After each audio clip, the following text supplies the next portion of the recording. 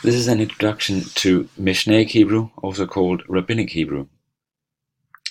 And the name Mishnah derives from the root shin nun he, meaning second, and has something to do with repeat. This root in Aramaic is called Tana. So the mishnaic, the earliest people talked about in the Mishnah is the so-called Tanaim, the first teachers or transmitters of the oral law that accompanied the written law in the Torah. And following the Tanaim, we have the Amoraim, the interpreters. The Tanaim are usually said to have been living around the first 2 centuries of the Common Era, and the Amoraim from around 200 to 500. The Mishnah is said to have been written down around 200, but based on earlier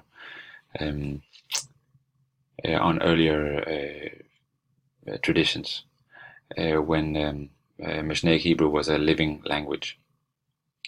A living language quite similar to biblical Hebrew, but with some notable differences that we will talk about here. So I'll go through the differences point by point, and then I'll read a little bit of this text, which is from the Masechet Avot, the Avot tractate. I'm reading from the Albeck and Yalon edition. Anyway, first let me just point out these notable differences. So the consecutive imperfect is no longer used in the Mishnah. No Vayiktol forms, as they're also called. There's no infinitive absolute. There is we don't have the form hayata of the lamed he verbs in the third feminine. Hayata forms are expressed as hayat instead. We don't have the jussive form of certain verbs like yehi. We don't have anymore. We don't have the cohortative form anymore. The ektela, the long imperfect form, are not used. The infinitive is not used without the lamed in front, so it will always be liktol, and so on. The pu'al conjugation is almost absent. It's only found in the participle. And the hitpael perfect is not used anymore. Instead, a form called nitpael is used, which seems to be an agglomeration of a mixture of nifal and hitpael. And quite notably, the independent possessive pronoun shel is common. So in biblical Hebrew, if sus means horse, susi would be my horse. But in mishnaic Hebrew, you often see the form sus sheli, the sus she le I, which is for me the horse, meaning my horse, etc., etc., etc. And the pronouns used are different. So the pronoun for first plural, we, is anachnu in biblical Hebrew, but anu in mishnaic Hebrew. Relative pronoun, which is usually asher and seldomly she in biblical Hebrew, is always she in mishnaic Hebrew. And demonstrative pronoun feminine singular is not a zot as in biblical Hebrew, but zo. And certain pieces of vocabulary are different. So shuv in biblical Hebrew is to return, but that's chazar in mishnaic Hebrew. And importantly, the syntax in mishnaic Hebrew is much simpler. So when reading it, it really has a different feel to it. And let's read now a little bit. So this is the beginning, as I said, of the tractate Avot.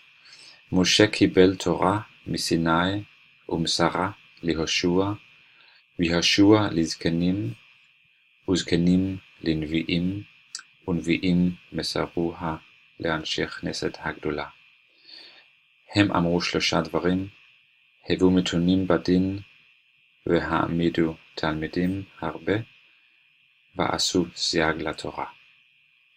So Moses received Torah, meaning law, from Sinai, and he passed it on to Joshua. So simplified syntax, there's no vayiktol, there's no consecutive imperfect. Simply Moses received a simple perfect Torah from Sinai, min plus Sinai, and he passed it on, perfect masar, with the suffix he, third feminine, passed it on to Joshua. And Joshua to the elders, zaken, zkenim, again very well, sounds quite biblical, and elders to prophets, nevi'im, again biblical term, and prophets passed it on, mesaruha, that is the perfect masru, with the suffix ha becomes mesaruha. That's also completely biblical, except for the root masar, which is not used in the Bible.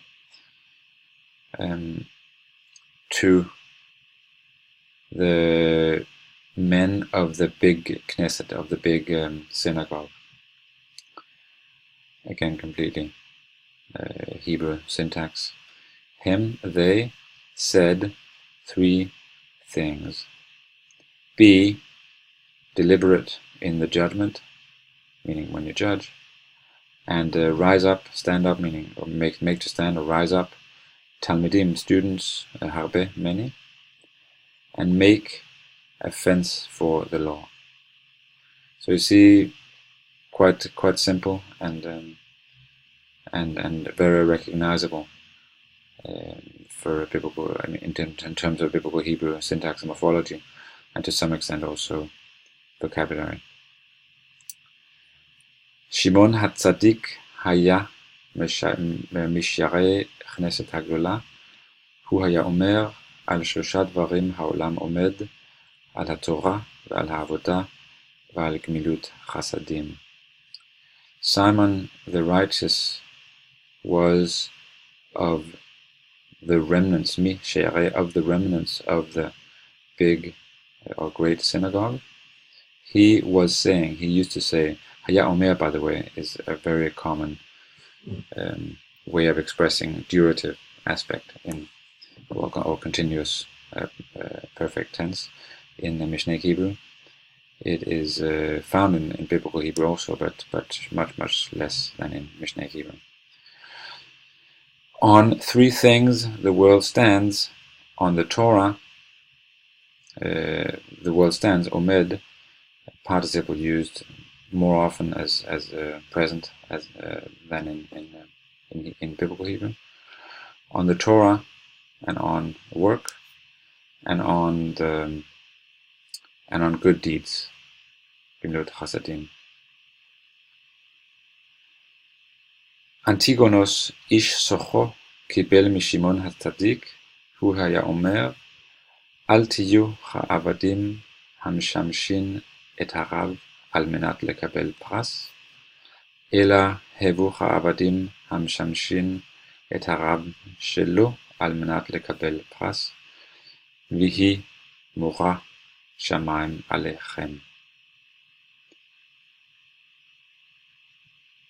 Antigonus, man from Socho, received the law from Simon the righteous. He used to say, do not be as slaves who serve the rabbi, the master, in order to receive a reward.